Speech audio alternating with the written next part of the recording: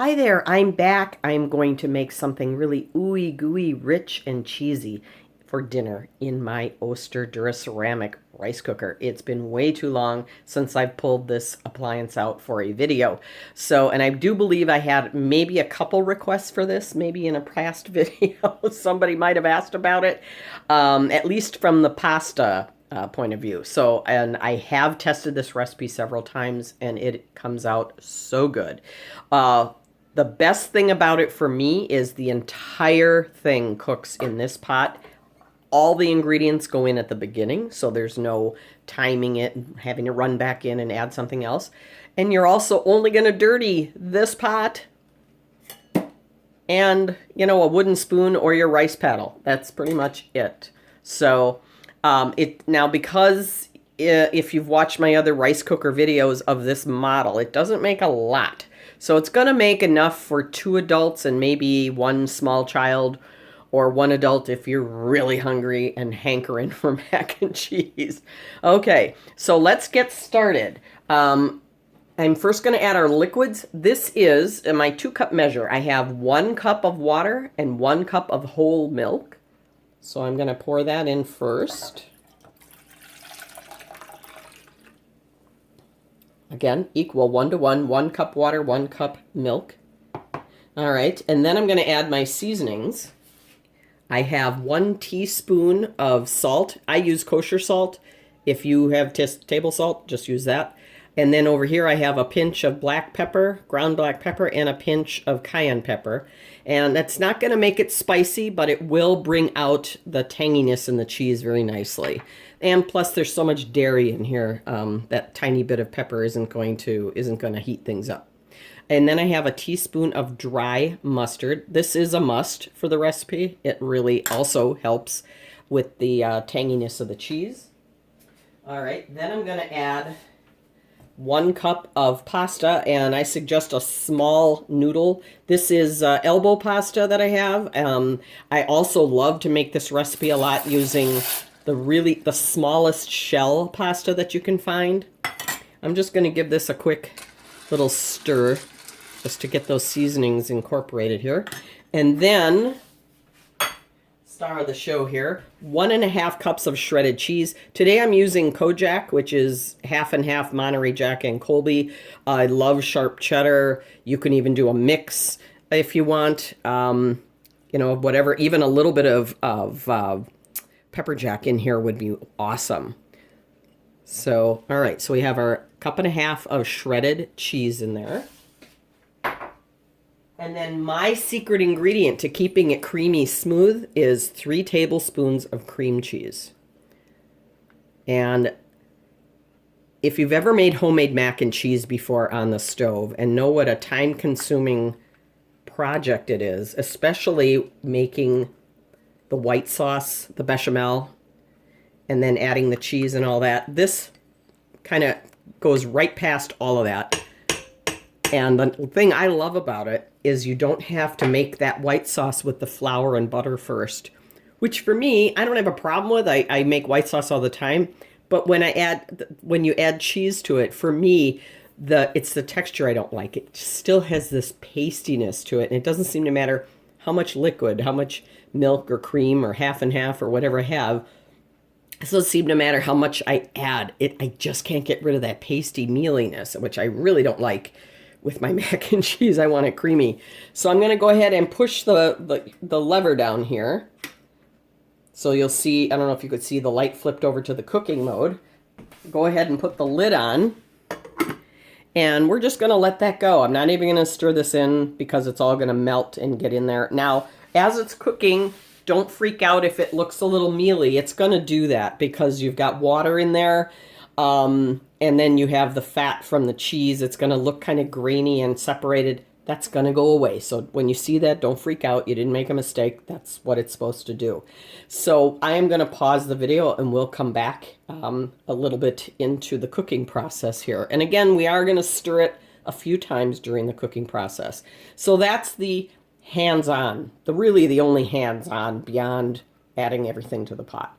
So I am going to pause this and we'll be back when this gets going. Okay, So we're just a couple of minutes in, and it looks like it's coming to a boil here. So I'm just going to, let me get my hand out of the way. You can see it's bubbling a little bit there. I hope you can see that. I'm just going to give it a quick stir. Now, see, this is what I mean. You're like, oh my God, what's going on here? Because, you know, the cheese is kind of separated and stuff. But don't worry, it's going to come together beautifully, and it's so tasty and creamy and delicious. So another reason I want to give this a little stir, in the main reason really, is because the cheese is heavier than the liquids. It's heavier than the noodles, even though they're still raw. And it sinks to the bottom, and you just don't want it sitting there on that heating element, and you don't want it to burn. You will get little brown bits as this moves along. Those are fine. Those are really, really tasty. These kind of golden, tasty, toasty little bits. Those we definitely want to keep. And so I like to kind of break them up and stir them throughout. But, oh, it's so good. All right, we will check back in a few. Okay, I'm just going to do another check-in here and a stir. Sorry about my arm in the way, but you can see we're at a full rolling boil here.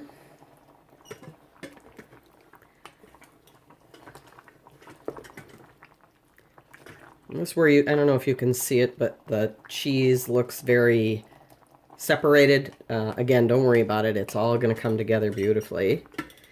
And the cream cheese really, really helps, because when you're making the sauce on the stove from a white sauce or a bechamel first, the flour is what kind of holds everything together and keeps the cheese separating out. And since we're not using that here, the cream cheese is going to do that for me. Plus, it's another cheese. I'd much rather eat a little bit more cheese than a whole bunch of flour, wouldn't you? All right, we will check back. Okay, just another quick check-in, and this is kind of what I mean by the cheese sinking to the bottom. See, you can see that that's not burnt. That's golden, toasty goodness. So when you see that, don't say, oh gosh, I made a mistake, gotta throw it out. No, that is really, really tasty stuff. So I'm just gonna stir it in here and break it up a little bit so it's evenly distributed. But you can see the noodles are getting cooked. They're a little bit bigger, and there's a lot less watery mixture going on. So, all right, we're getting there. We are getting there.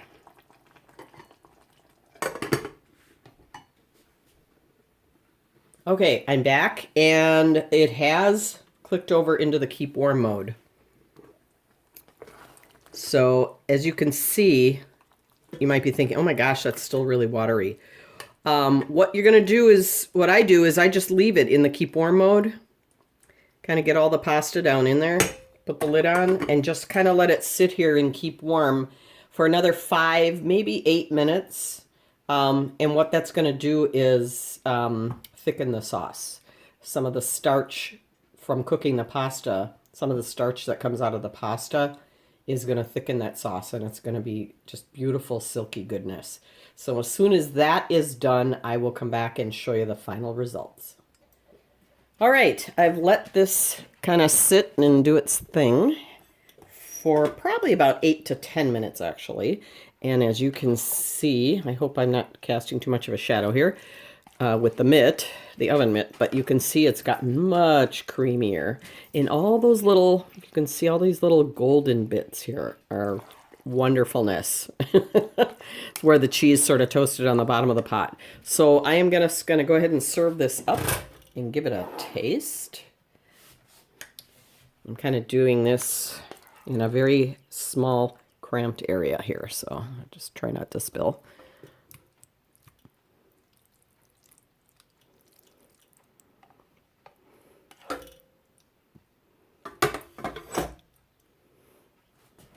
Okay, so here's our finished product. Doesn't that look good? So, yeah, this is not a health food by any means. This is real cheese, real pasta, made with wheat, that kind of thing. Let's give it a taste. Oh, great. One for Romeo. As luck would have it, my first bite Had one of those nice toasty bits from the bottom. Oh man. That's sort of in lieu of baking this in the oven, having the crunchy top. You can certainly still do that if you want to dirty another pan.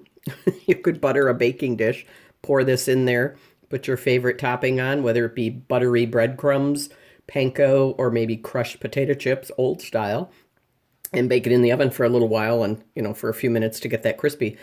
But I love it just like this. I'm too impatient to go through all that. So it's bad enough I had to wait, the 10, 15 minutes or so it took to do this. It's probably a little longer than that. Oh, I just have to get one more bite. That is so, so good. And despite the fact that there's no butter in here, it has a very buttery flavor. I just love this. And feel free to play with different cheese combinations. If you really like sharp, sharp cheddar, because it doesn't melt very well, it tends to separate and get kind of gloppy and a lot of oiliness. Mix it half and half with something that does melt really well, like mozzarella or fontina, which is an Italian cheese that's kind of semi-soft. Oh, it's just melts beautifully. I love it on pizza instead of mozzarella, although it's a little more expensive to use, but it's such a good cheese.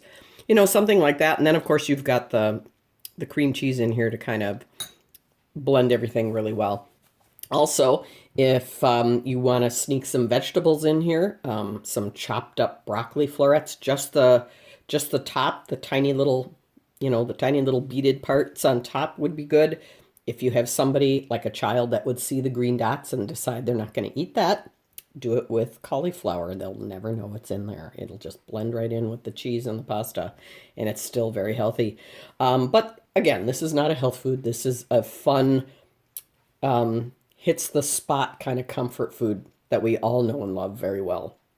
I hope this is helpful to you. I hope you give this a try. And if you do, please, please leave comments down below and let me know what combination of cheeses you used, or if you spiced it up with Tabasco or a little more cayenne pepper kind of thing. Again, this is not spicy in the least. Oh, and also I will list the recipe in the description box below the video. So please, please give this a try and let me know how yours turned out and what cheese combination you used. So again, I hope this is helpful. Please give my videos a thumbs up if you like them. Subscribe, and we will see you next time. Have a great day. Bye-bye.